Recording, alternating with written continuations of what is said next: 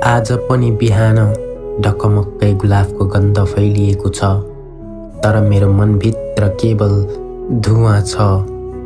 हिजो मात्र मेरो श्रीमान यो संसार छोडेर गए, उनको चिहानको वरिपरि अझै धुवाँ बाँकी छ।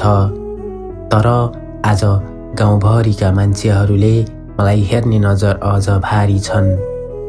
सती हुनुपर्छ उनीहरू भन्छन्, पति बितेपछि पत्नीलाई चितामा बसाल्नु धर्म हो। उनीहरूको मुखले उचाल्ने शब्दहरू कानमा जलन जस्तै घोचिरहे। मेरा आँखामा अझै आँसु सुकेका छैनन्। मलाई सम्झना आयो, म त आजसम्म बाँच्ने रहर बोकेर श्रीमानसँगै हाँसेकी थिए। उनले मलाई कहिले भन्नुभएको थियो, तिमी बाँच, हाम्रो सन्तानलाई बाँच्न देऊ। तर समाजले मलाई बाँच्न दिँदैन, तर म बाँच्न चाहन्थे। मलाई सेतो कपडा उडाइयो, टाउकोमा हल्का तेल हालेर परालले मुट्ठी बनाइयो।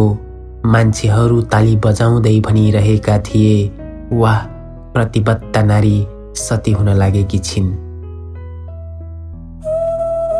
तर मेरो मुटुभित्र केवल डर थियो। आगोलाई म देखेकी थिएँ, अग्निले कसरी नसोचेको जस्तै एकैछिनमा शरीरलाई खरानी बनाइदिन्छ भन्ने। म पनि खरानी मात्र बन्ने हो त?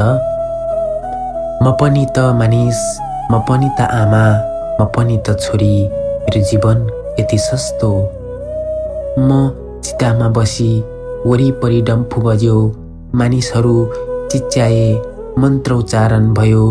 म आकाशतिर हेरिरहे, त्यहाँ निलो आकाश खुल्ला थियो, पंक्षीहरू उडिरहेका थिए। म सोच्दै थिएँ, यो पंक्षीहरू त आफ्नो जोडी गुमाए पनि उड्छन्, बाँच्छन्, तर म किन उड्न पाउँदिनँ?